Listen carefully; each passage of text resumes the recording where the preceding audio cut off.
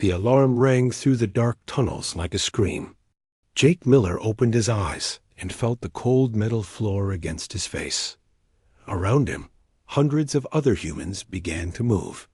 They all wore the same gray clothes and the same heavy collar. Around their necks, Jake touched his collar. The metal was warm, and he could feel it buzzing against his skin. The buzz made his thoughts slow and heavy. It made him want to obey. It made him forget things that seemed important, but he could never remember what those things were. Get up, Jake. His sister Katie grabbed his arm and pulled him to his feet. She was 2 years younger, but looked older. Her face was thin and her hands were rough from working in the mines. We need to get to the tunnels before the guards come. Jake nodded and picked up his tools. The mining laser was heavy in his hands. His friend Ryan Clark walked up to them. Ryan was tall and strong, but he moved slowly like everyone else. The caller made sure of that. Did you have the dream again? Ryan asked in a quiet voice. Jake looked around to make sure no guards were listening. Yes, the same dream. There was a war and humans fought back. But that's crazy talk, right? Humans can't fight. We're too weak. Ryan's eyes got sharp for a moment. Maybe, but I have strange dreams too. Dreams where humans flew ships between the stars. Katie made a small sound. Stop talking like that. If the guards hear you, they'll take you to the punishment room. The three friends walked toward the mine entrance. Other humans moved around. Them like ghosts. Everyone kept their heads down. Everyone stayed quiet. That was how you stayed alive on Kepler-442b. The planet was mostly rock and metal. The air was thin and cold. The only reason humans lived here was to dig up crystals for their masters. The Zephyrians needed the crystals to power their ships. And cities. Jake had never seen a Zephyrian up close. The guards who watched the humans were robots. But he knew the crystal beings were out there, watching everything through cameras and sensors. They could read minds, people said. They knew if you had bad thoughts. The mine entrance was a huge hole in the ground. Metal stairs went down into darkness. Jake started walking down with the others. The stairs rang under hundreds of feet. Number 1 talked. The only sounds were footsteps and the buzz of callers. Jake's workstation was in Tunnel 7, deep underground. He had been working the same spot for 3 years.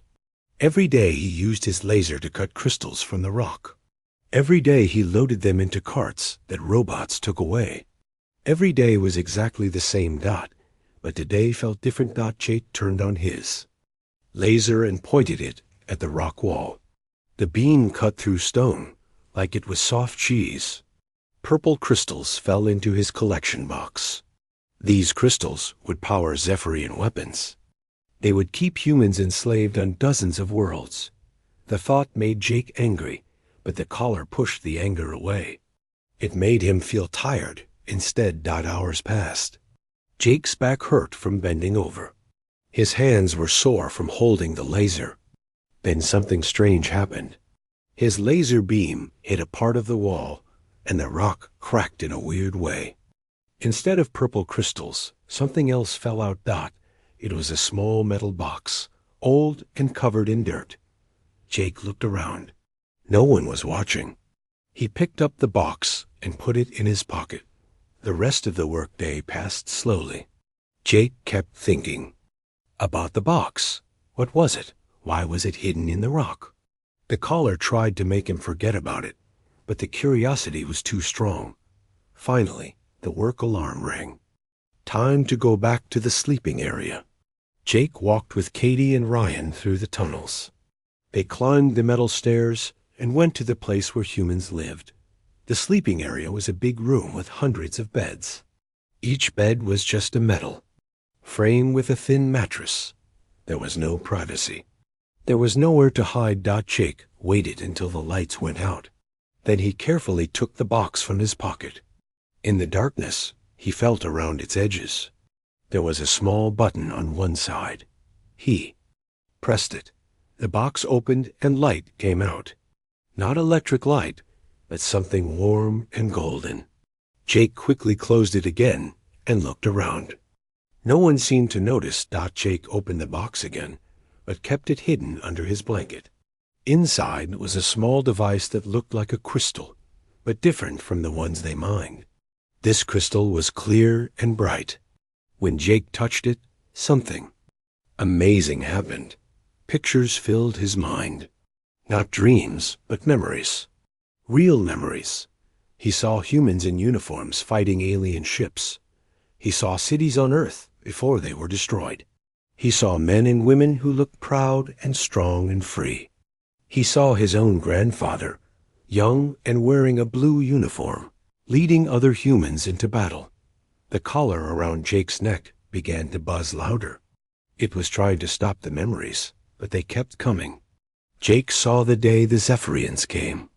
To Earth, he saw the great ships in the sky and the crystal beings. That came down to make humans into slaves. But he also saw something else. He saw humans hiding things, weapons and tools and knowledge. They hid them in places where the Zephyrians would never look. They hid them for their children and grandchildren to find. Jake saw a map in his mind. It showed 12 different worlds, where humans worked as slaves. On each world, there were hidden places with more boxes like this one, more memories, more truth. The crystal in the box began to dim. The memories faded. But Jake remembered everything. For the first time in his life, his thoughts were clear and sharp. The collar was still buzzing, but it couldn't push away what he had learned. Jake looked at his sister sleeping in the next bed. He looked at Ryan and all the other humans around him. They had been lied to. They had been told they were weak and stupid and meant to be slaves. But it wasn't true. Humans had fought before. They could fight again. Jake closed the box and hid it under his mattress. Tomorrow he would tell Katie and Ryan what he had found. Tomorrow he would start to remember who humans really were. The collar buzzed against his neck, trying to make him forget. But Jake smiled in the darkness. Some things were too important to forget. Some truths were stronger than any chain. Jake woke up before the alarm. The crystal box was still hidden under his mattress. The memories from last night felt like fire in his mind. He knew things now. Important things that the collar couldn't take away. He looked at Katie sleeping next. To him, her face looked peaceful, but Jake could see the collar's red light blinking on her neck. The same collar that had kept their family quiet for 3 generations. The same collar that made them forget they were once free. The work alarm rang. Katie opened her eyes and sat up slowly. Everyone around them began to move like machines. Jake watched them and felt sick. These were his people, but they moved like the dead. "Katie," Jake whispered, "I need to show you something." "Not now," she said. "The guards will come soon. This is important." More important than the guards. Katie looked at her brother's face. Something was different about his eyes. They were bright and awake in a way she had never seen before. Jake pulled out the crystal box and opened it carefully. The golden light spilled out, but Katie didn't see it at first. Then Jake pressed the crystal into her hand. The change was instant. Katie's eyes went wide. Her mouth opened, but no sound came out.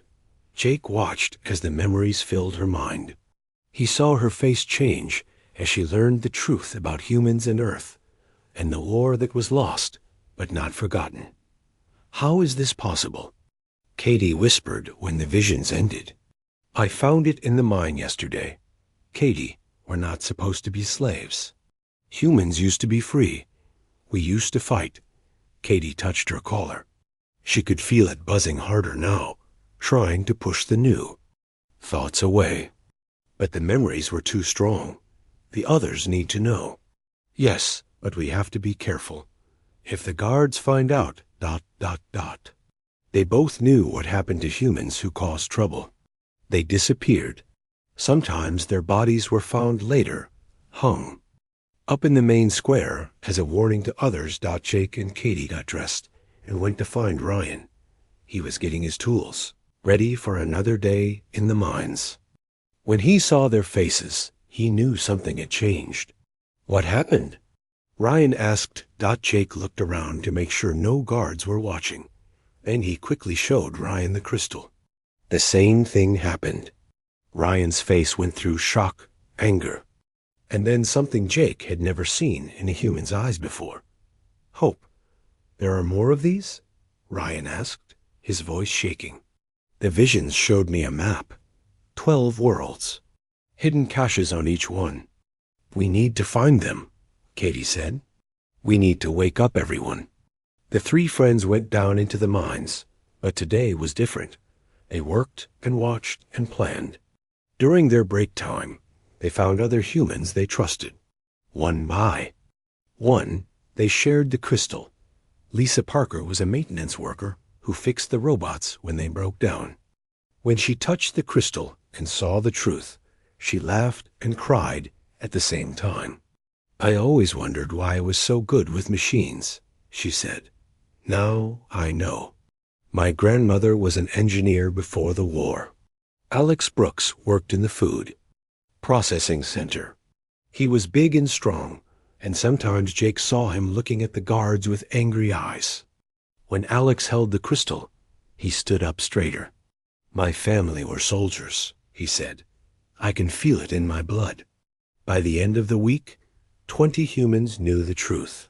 They met in secret in the deepest parts of the mine, where the cameras couldn't see them. Jake became their leader, even though he didn't want to be. The crystal had shown him things about leadership that his grandfather knew. We can't stay here, Lisa said during one of their meetings. But we can't just run away either. There are millions of humans on other worlds who need to wake up too. The crystal showed me how to make more of these memory devices, Ryan said. But I need parts from the communication center. I can get those, Lisa said. I repair those systems all the time. They made their plans carefully. Lisa would steal the parts they needed. Ryan would build more memory crystals. Alex would find humans on other work teams who could be trusted. Katie would watch for guards and warn them if trouble was coming. But they were not careful enough. 3 weeks after Jake found the first crystal, the Zephyrian overseers came to the mine. Jake had never seen them in person before. They were tall and thin, made of living crystal that changed colors when they moved. Their faces had no expression, but Jake could feel their minds pressing against his thoughts. High Commander Theshkar was their leader. When he spoke, his voice rang like breaking glass. We know some of you have been having illegal thoughts. We know some of you have been remembering things you should not remember. Jake felt his collar getting hotter. Around him, other humans were touching their necks and looking scared. But the 20 who knew the truth stood differently. Their collars were buzzing and smoking, but the memories were stronger than the machines. Step forward now, and your punishment will be light, Theshkar said. Hide from us, and the punishment will be severe. No one moved. Jake felt proud of his people. They were scared, but they were not going to give up. Theshkar made a sound like crystal breaking. Very well, we will find the guilty ones ourselves.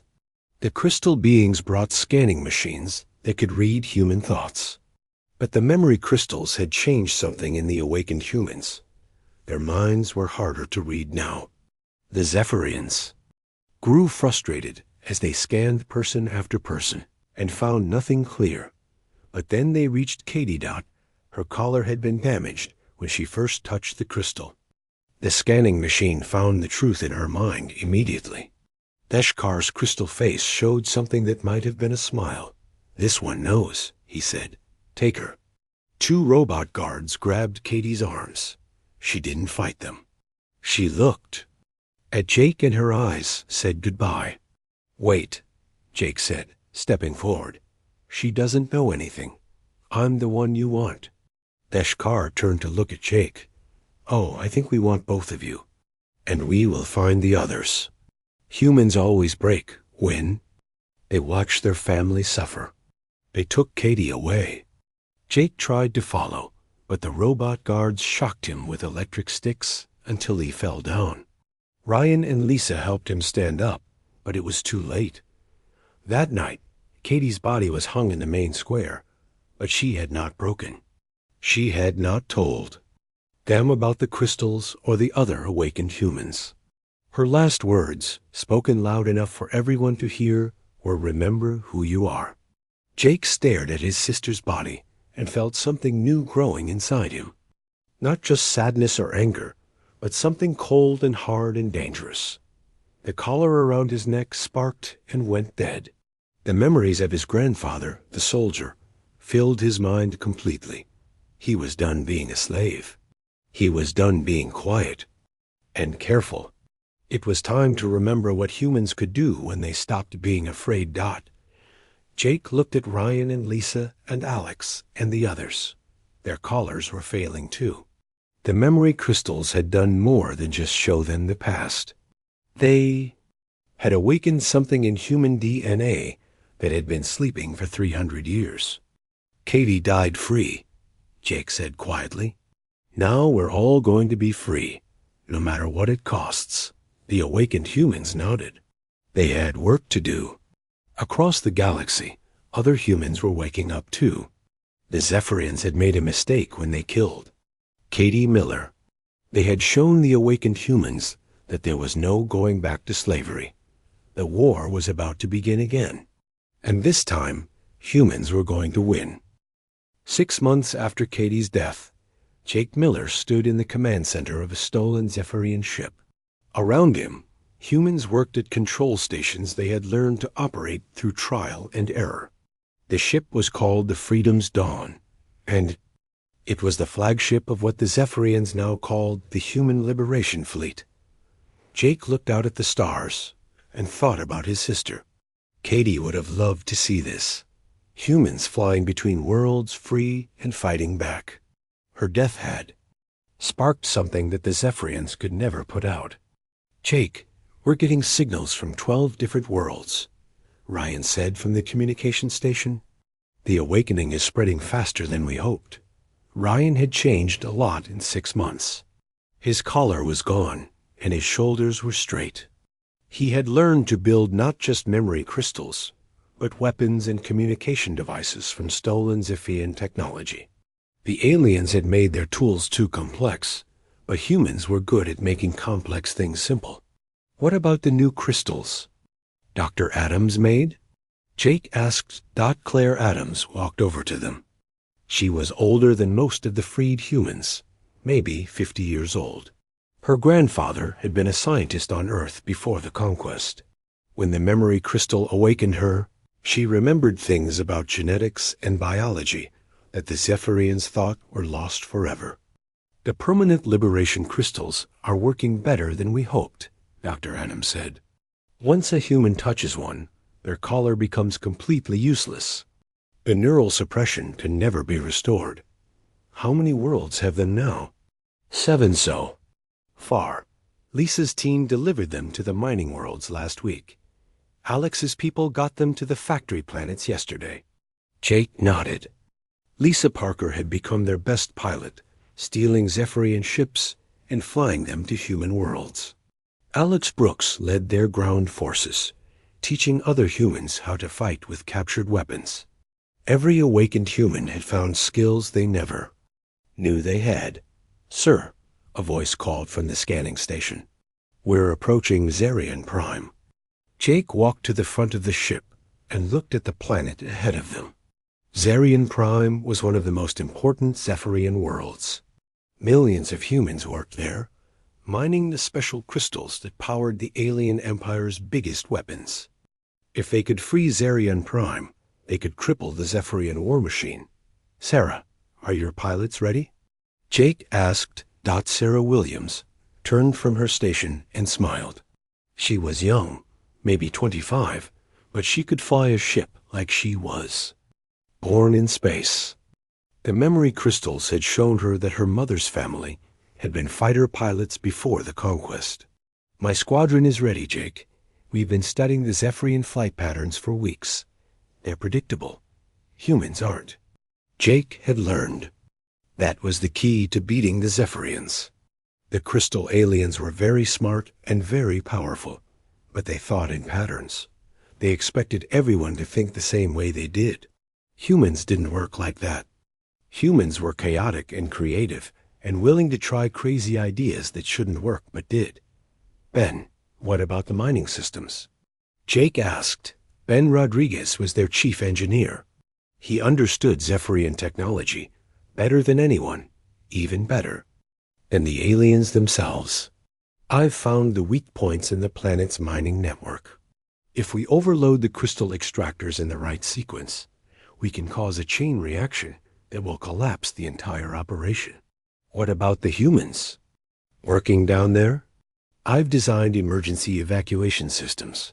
We can get most of them out before the collapse starts. Jake felt the weight of command on his shoulders. Thousands of lives depended on the decisions he made. But he thought about Katie and all the other humans who had died as slaves, and he knew what had to be done. Begin the attack, he ordered. Freedom's Dawn led a fleet of 30 captured Zephyrian ships toward Zarian Prime. The planet's defense systems detected them immediately, but the humans had learned to modify their ships' identification signals. To the Zephyrian computers, they looked like friendly vessels returning from patrol dot by the time the defenders realized their mistake. Sarah's pilots were already among them. Human-controlled ships danced through space in patterns no Zephyrian computer could predict. They struck fast and hard, then disappeared before the enemy could respond. Defense grid is down, Sarah reported. Beginning landing operations. Jake watched as transport ships full of liberation crystals headed for the planet's surface. Alex Brooks was leading the ground assault personally. His job was to get the crystals to as many humans as possible before the Zephyrians could stop them. Jake, you need to see this, Ryan said, his voice strange. Jake walked over to the communication station. On the screen was a message from the planet's surface. It was from Alex, but his face looked sick.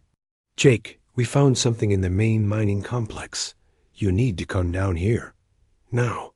20 minutes later, Jake stood in the center of Zarian, Prime's main mining facility.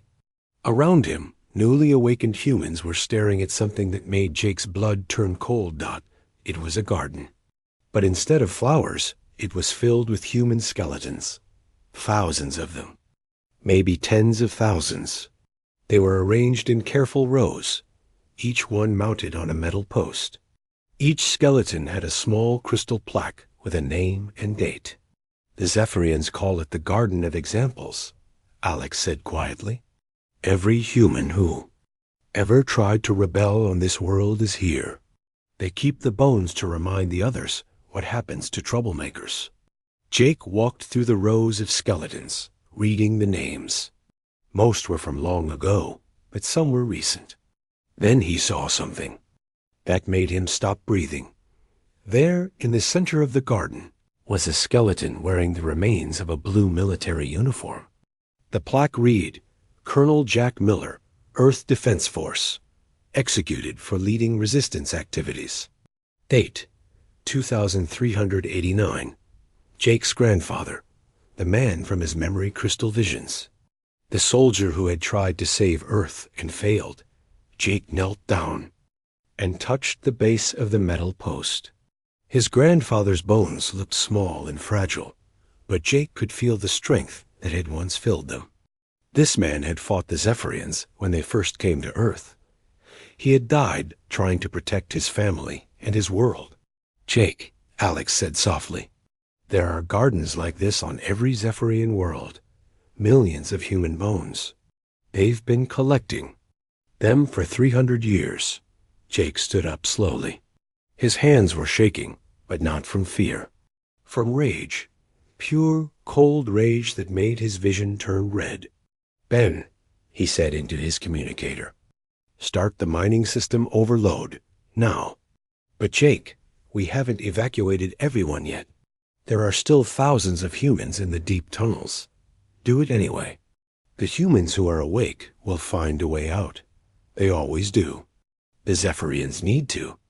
Learn that humans don't break. We adapt. As Ben began the overload sequence, Jake made a decision that would change everything. He carefully removed his grandfather's bones from the metal post and wrapped them in his jacket.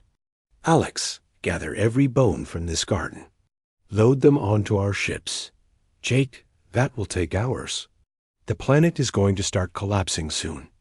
Then we work fast. Every human bone comes with us. Every single one.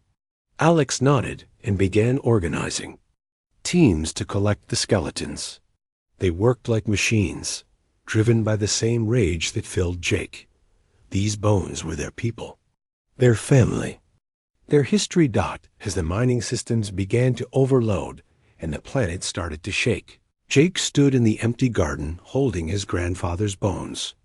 Around him, other humans carried the remains of martyrs and heroes, and ordinary people who had refused to accept slavery.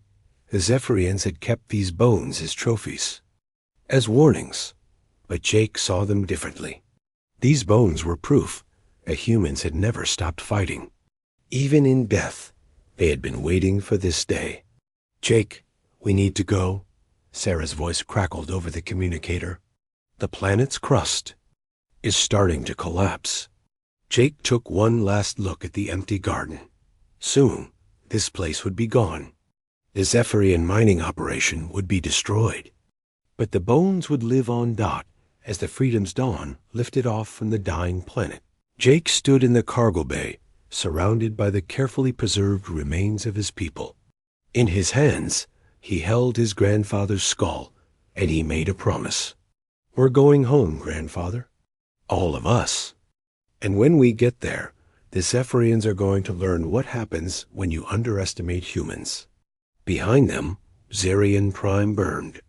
Ahead of them lay the path to Zephys Prime, the alien capital world. And in between, Jake knew, lay the hardest fight of his life. But humans were good at hard fights. They had been practicing for 300 years. Jake Miller stood in the cargo bay of the massive ship called Freedom's Price, surrounded by the bones of 2 million humans. The ship had once been a Zephyrian cargo vessel, designed to carry crystals from mining worlds to the capital. Now it carried something far more precious. It had been a year since the victory at Zerion Prime. The human rebellion had spread to all 12 enslaved worlds. Zephyrian forces were retreating everywhere, their empire crumbling as millions have awakened. Humans fought back. But Jake had made a decision that shocked everyone, including his closest friends. Instead of pressing the military advantage, he was taking the bones home. You're making a mistake, Amy Carter said as she walked into the cargo bay. Amy was there. Chief strategist, a brilliant woman whose parents had been executed for trying to organize a rebellion 15 years ago. We have the Zephyrians on the run. This is the time to strike their capital world with everything we have. Jake knelt beside a carefully arranged section of bones that had once belonged to children. The Zephyrians had killed human children too. Make examples for their parents. The thought still made Jake sick with rage. This isn't about military strategy anymore, Amy. It's about justice. Justice? Jake, justice is crushing their empire and making sure they can never hurt anyone again. Jake stood up and faced his friend. Amy's eyes were bright with the fire of war. She had been one of the first to touch a liberation crystal, and the awakening had filled her with a burning need for revenge. Jake understood that feeling. He had felt it too. Look around you, Amy. Really look. Amy glanced at the thousands of human skeletons arranged throughout the cargo bay. Each one was clean and carefully preserved. Each one had a small tag with whatever information they had been able to find. Names, dates, worlds they came from. I see dead people, Jake. I see victims. But keeping their bones won't bring them back. No. But it will make sure they're remembered. and it will show the Zephyrians exactly what they've done. Jake walked to a section where the newest bones were kept. These came from humans killed in the recent fighting. The Zephyrians had become more vicious as they lost ground, executing prisoners and bombing civilian areas. Ryan has been monitoring. Zephyrian communications, Jake continued. They're confused by what we're doing. They expected us to attack their capital with our full fleet. Instead, we're coming slowly, carrying our dead. It's making them nervous. Amy shook her head. Nervous doesn't win wars, Jake.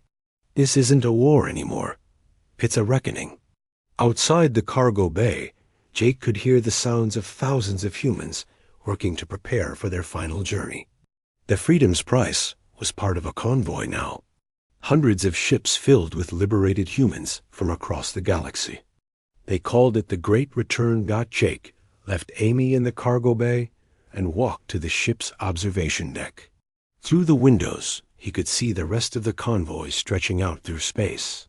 Former slaves who had become pilots, engineers, soldiers, doctors, people who had remembered who they were and decided to come home. The convoy is ready to jump to the next system, Ryan said as he joined Jake at the window. Ben's teams have finished installing the new engines on the slower ships. Any word from the advanced scouts?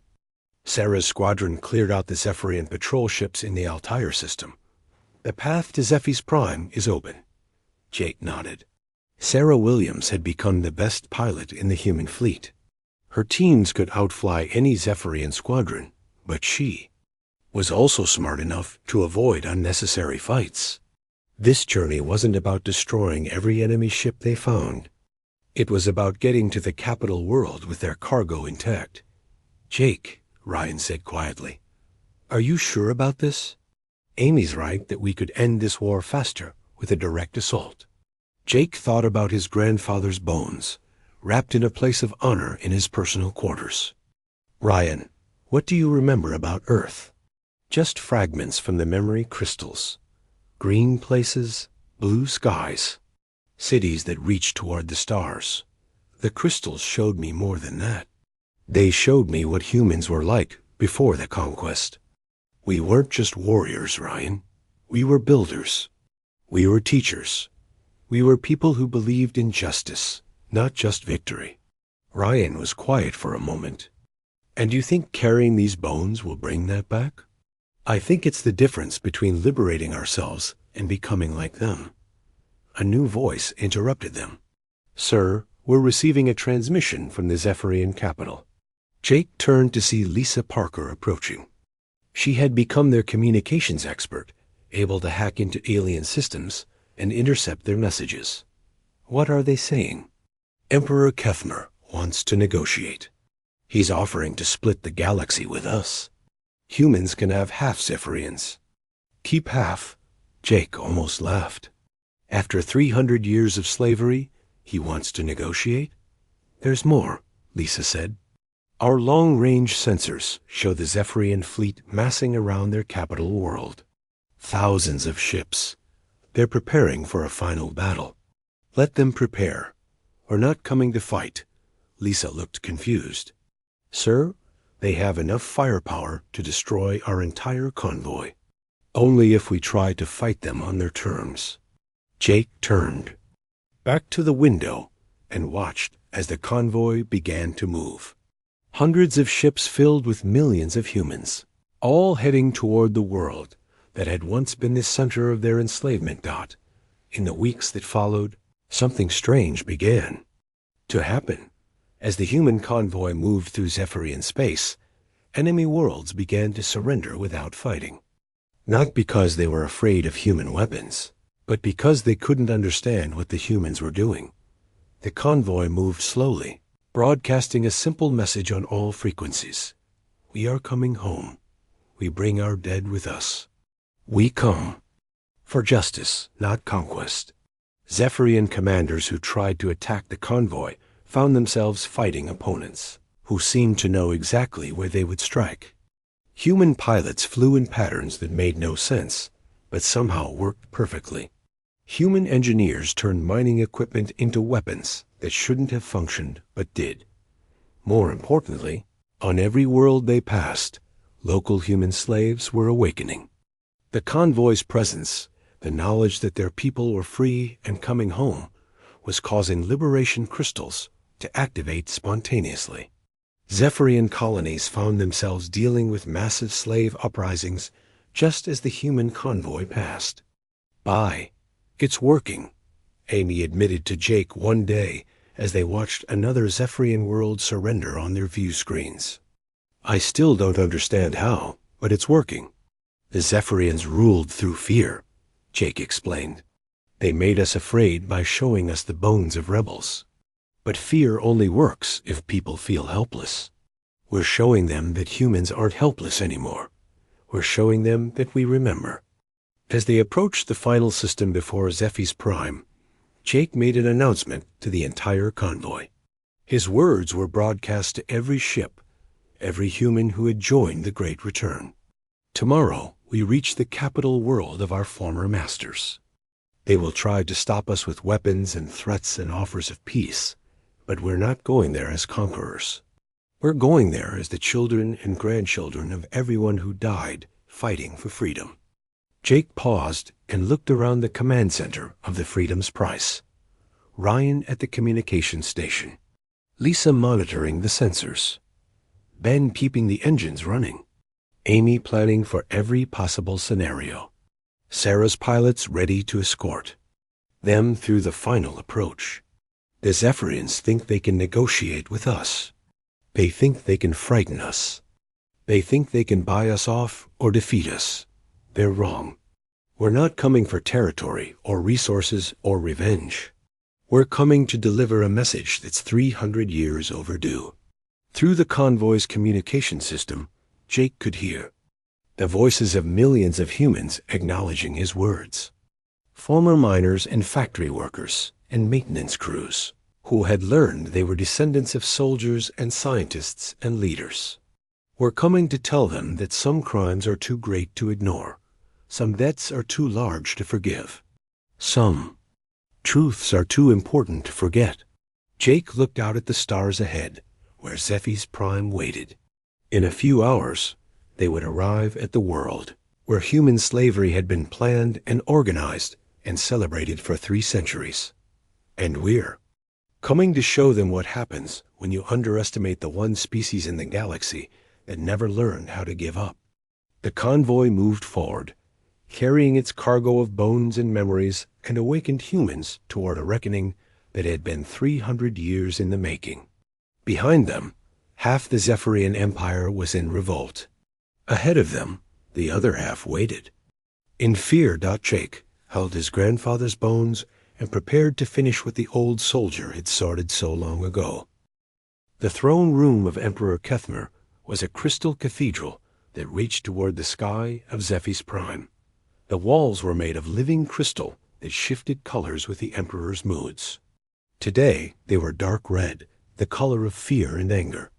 Miller walked down the long pathway toward the throne, his footsteps echoing in the vast space. Around his arms were chains made from human bones. The bones of his grandfather, the bones of his sister Katie, the bones of children and parents and grandparents who had died as slaves over 300 years. Each step was a choice. Each step was a statement. Each step brought him closer to the moment that would decide the fate of 2 species. Behind Jake, 1,000 other humans followed. They carried no weapons, but they bore the remains of their people. Amy Carter carried the bones of her parents. Ryan Clark carried the bones of engineers and inventors. Sarah Williams carried the bones of pilots who had never seen the stars again. The Emperor's guards were crystal beings 8 feet tall, armed with energy weapons that could cut through metal. But they did not fire. They could not understand what they were seeing. An army that carried its dead instead of guns. A people who came for justice instead of conquest. Emperor Kethmer sat on a throne made from a single enormous crystal. His body was translucent, shot through with veins of silver light. When he spoke, his voice rang like breaking glass. Jake Miller, you have come far from the mining tunnels of Kepler 442b. Jake stopped 10 feet from the throne and let the bone chains slide from his arms to the crystal floor. The sound they made was like whispers from the grave. I've come home, Jake said simply. This is not your home, human. Your home was a small blue world that died 3 centuries ago. Jake looked around the throne room. The walls were covered with displays of Zephyrian power, maps of conquered worlds, images of great fleets, records of tribute collected from slave species. You're wrong, Jake said. Home isn't a place. It's a choice, and humans choose to remember. The Emperor leaned forward on his crystal throne. You have caused us great trouble, Jake Miller. 12 worlds in rebellion. Millions of slaves awakened. Our empire damaged, perhaps beyond repair. Good. The simple word hung in the air like a challenge. Around the throne room, Zephyrian nobles made sounds of shock and anger. No slave had ever spoken to the Emperor like this. We are prepared to be generous, Kevnar continued.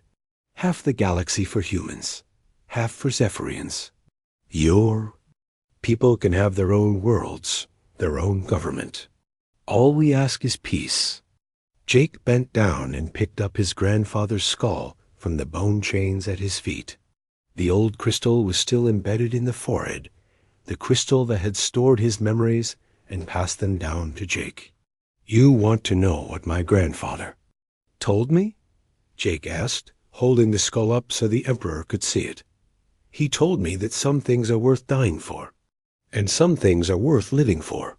Freedoms both. Your grandfather was a fool who died for nothing. My grandfather died so that someday someone like me could stand here and tell you the truth. Jake set the skull down gently and looked directly at the Emperor. For 300 years, no human had met a Zephyrian's gaze as an equal. Today, that changed. The truth is that you're terrified, Jake said. Not of our ships or our weapons. You're terrified of what we represent. And what is that? Proof that your way doesn't work. You ruled. Through fear and control and suppression. You thought you could make us forget who we were. But we didn't forget. We adapted. Jake gestured to the humans behind him. Look at them, really look. These aren't the broken slaves you remember. These are engineers who learned your technology and made it better. These are pilots who fly circles around your best crews. These are people who took your worst punishment and used it to become stronger. The Emperor's crystal body flickered with darker colors. Strength? You call this strength? You carry bones and memories like burdens. We carry them like honors, Amy Carter said, stepping forward with her parents' remains. These bones remind us who we are. They remind us what you took from us. And they remind us why we can never let it happen again. Other humans began to speak, their voices overlapping. My children who never grew up. My parents who died in the mines. My brothers who were executed for asking questions. My sisters who were worked to death. Each voice added to the chorus. Each story added to the weight of truth that filled the throne room. The Zephyrian nobles began to back away, their crystal bodies dimming with something humans had never seen in them before. Shame. Stop, the Emperor commanded. Stop this catalogue of the past. The past is dead. We offer you a future. The past isn't dead, Jake said. The past is standing right here, in this room, asking for justice. Jake reached into his jacket and pulled out something that made the Emperor's crystal body flash with recognition. It was a memory crystal, but different from the ones humans had been using. This one was larger, brighter, filled with 3 centuries of stored experiences. Ben Rodriguez helped me make this, Jake explained. It contains the memories of every human who died as your slave, every moment of pain, every dream of freedom, every hope for their children. The Emperor tried to stand, but his crystal body was trembling. "You cannot expect us to experience that. It would be torture. It would be truth." Jake set the crystal on the floor between himself and the throne. It began to glow, projecting images into the air. Humans working in mines until they collapsed. Children separated from their parents. Families torn apart. Bones displayed in gardens as warnings. But it also showed other things. Humans helping each other in the darkness. Parents telling their children stories about Earth. Workers sharing their food with the sick. People who kept their humanity even when everything else was taken away. "This is what you tried to destroy," Jake said. "This is what you failed to understand. Humans don't break. We bend. We adapt. We endure. And we remember." The Emperor was off his throne now, backing away from the crystal's light. Around the room, Zephyrian nobles were covering their faces, unable to watch the truth of what their empire had done. "What do you want?" Kethmer asked, his voice smaller now. "Name your price. Anything." Jake looked at the bone chains at his feet. He thought about Katie dying in the mining colony. He thought about his grandfather fighting a war he knew he couldn't win. He thought about millions of humans who had lived and died as slaves. "I want you to understand," Jake said. "I want you to feel what we felt. I want you to know what it means to be helpless and forgotten and treated like property. And then you get to choose. The same choice you gave us 300 years ago. Surrender and accept a new order, or face the consequences." The Emperor looked around his throne room. His guards had lowered their weapons. His nobles had fled. His crystal body was dim and gray with defeat. "If we surrender, what happens to us?" Jake picked up Katie's bones from the chains and held them carefully. His sister had died believing that humans could be free. She had been right. "You get to live," Jake said. "You get to work. You get to serve. Not as slaves, but as people who are paying a debt. A 300-year debt. And our empire? Your empire ends today. But the Zephyrian people don't have to end with it." Jake set Katie's bones back down and faced the Emperor one last time. "You taught us that mercy is weakness. You taught us that only the strong deserve freedom. You were wrong about that, too." Jake turned and began walking toward the exit of the throne room. Behind him, the other humans followed, leaving their bone chains on the crystal floor. The remains of their people would stay here, in the heart of the former empire, as a permanent reminder of what had been lost and what had been found out at the doorway. Jake stopped and looked back at the Emperor.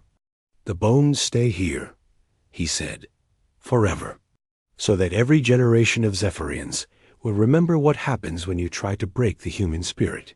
Emperor Kethmer knelt beside the bone chains, his crystal body reflecting the light of the memory. Crystal. For the first time in his long life, he understood what his empire had really done.